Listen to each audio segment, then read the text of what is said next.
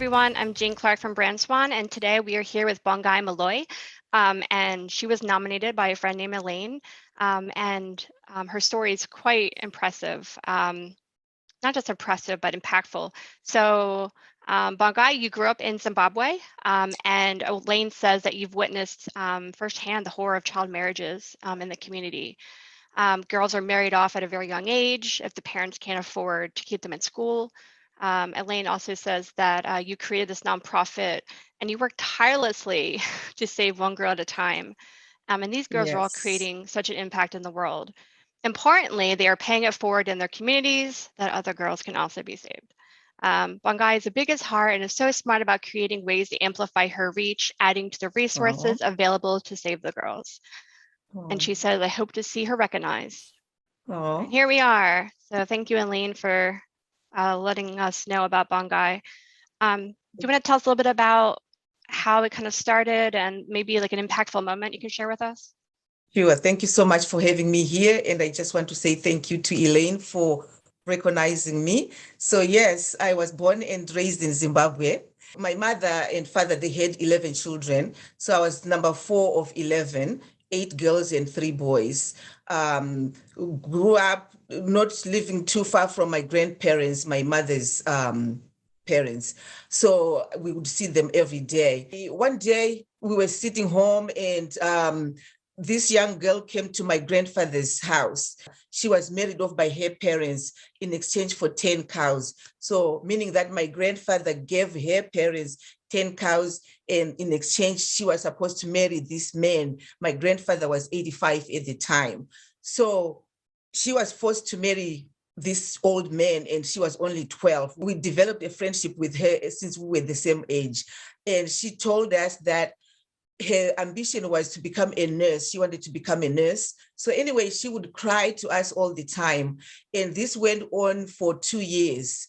And towards the end of the second year, she was saying to us that she is so miserable. She doesn't want to be here.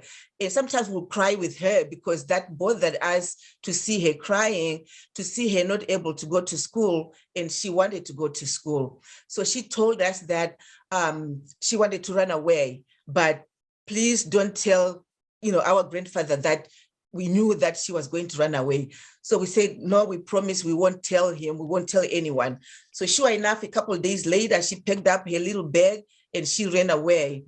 But the only thing that I'm regretting up to this day is that we didn't ask her where she was running away to. We were children too. We didn't even think about, okay, so you are running away, where are you going?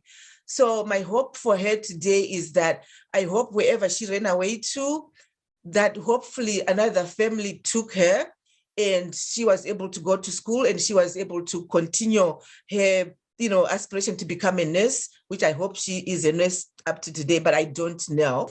So my father and my mother, they were really pro-education. They wanted all of us to go to school, which we did. And as I become a young woman myself, I met my husband and we got married. He got a visa to come to the United States to continue with education. And I followed him. We both did. And after we graduated, this girl, I keep calling her a woman. She was not a woman. She was a girl. So she never left my mind. She never left my heart. I kept thinking about her. Okay, what happened to her? Did she go to school? It bothered me to the point where I said, I have to do something about it.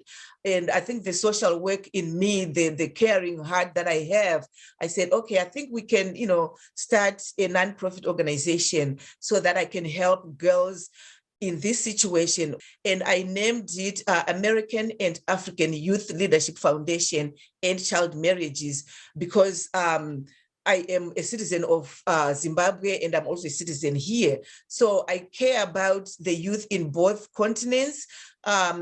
The girls that are in Zimbabwe, I care about them so much because I know how things could be there. And the youth that are here in my local community, I care about them as well. So here I teach etiquette, social graces, and leadership skills to the girls that are here. So that's how my nonprofit organization was birthed. This young girl was the one who inspired me to do what I'm doing today, and it gives me much joy. So with your foundation in particular, how are you aiding the cause from here in the United States? So what I do here in the United States, I do events that will raise the funds so that I can give scholarships to these girls. I do several events during the year. I talk about this, and I talk to individuals to become sponsors. I will get you the picture of the girl. I will get you the story behind, what is happening in her life, what happened. And then throughout the year, you will get updates and progress, her school progress. So you get to build a relationship with her. You continue with her until she's done with high school. You continue with her if she goes to college. She becomes, a lot of my sponsors, they call them their children. They become their daughters now. How did you push through a turning point, and what did you learn from it? Like, did you hit any snags, or did you pivot at all? I hit a few, curves as I was starting. I started this in 2010. And as you are starting a nonprofit organization, what I didn't know was it's a lot that's involved. And I didn't know that.